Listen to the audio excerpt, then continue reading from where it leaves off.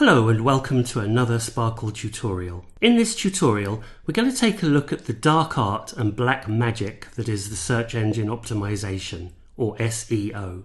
Now from the outset, if you're looking for instant page one ranking in Google, you're living in la la land and you will be bitterly disappointed.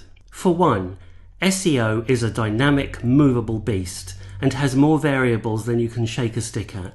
That said, the first question you should ask yourself is, do I actually need it? Let's take, for example, a school in London. When parents are looking at schools in their local area, they will already know what schools are nearest to them. They're not going to search with any meaningful terms other than the actual school name. And the school doesn't need to advertise to parents 300 kilometers away.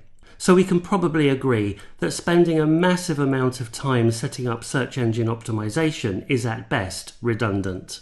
Now at the other end of the argument, if you are setting up, say, an online store and you are selling to anyone in the country or even the world, you will definitely want to optimize the pages in your site for people to search and find you. So make your decision about optimization early in your planning of the site.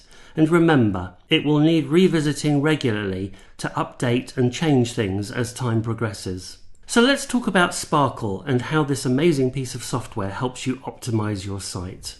So here I have a fictitious printer's site, which needs to reach everyone interested in the UK. Let's go to the inspector and switch on the Optimized for Search Engines button. Then we can click on the SEO button in the toolbar and we start to be guided through the site on how to improve it for searching. The first one we look at is the mobile device. Do we have a mobile device set up? Right now I don't, but that would be one to look at to improve your search results.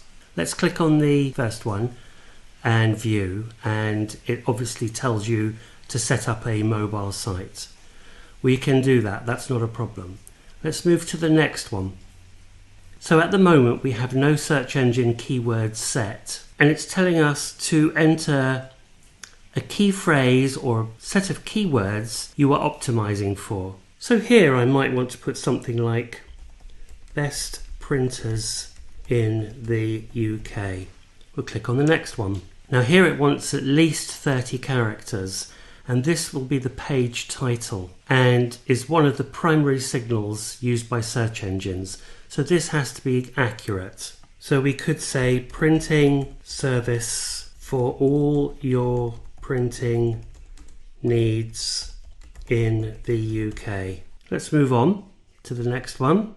And here it wants to summarize the page topic. And this goes in the page description section. Here it says we can have between 100 and 150 characters, which is recommended by the search engines. UK printing services, including books, brochures and diaries, or we could say UK full colour printing services for books, brochures and diaries. You could also say fast service turnaround. Let's move on. Now here it's saying we need a title style with the H1 HTML tag. Now right now I've just used body text. So what I'm going to do is I'm going to select the title and I'm going to go up to my top here where it says body and I'm going to say title. Now that's converted it here to the H1 tab, and it was the P tab for paragraph. So I've stylized that text for the title. Let's move on. So now it wants to look at the images. So for this one, I might put a description of printing color chart photo. And we'll move on. And the next image is a printing press. So I will say photo of printing press. And we'll move on. Then it's come to the gallery in my header and it's highlighted the first image. So here I'm going to say photo of book printing, and I'll move on and I'll say photo of diary printing, and we'll move on, and on this last image in the gallery we can say photo of book printing and binding. I'm going to click the next one. Now here it says remove the automatic slideshow. So what it's saying in this area here is that anything that's moving in the top portion of the page will result in lower scoring. Now you've got to take a decision on what you want to do there. For me, I'm going to leave it as it is. However, I could just have a still image, which would help. Now it comes down here and it says plain text email address. So here I've got an email address which I haven't done anything with, so it's in plain text at the moment, and I'm going to highlight that and convert it to open email. We'll put the email address in at sampleprinter@icloud.com. So we now have an email address in there. And then I'm done, so I can close that and my search engine criteria is in place. That would be a very good start to help me with my search engine optimization.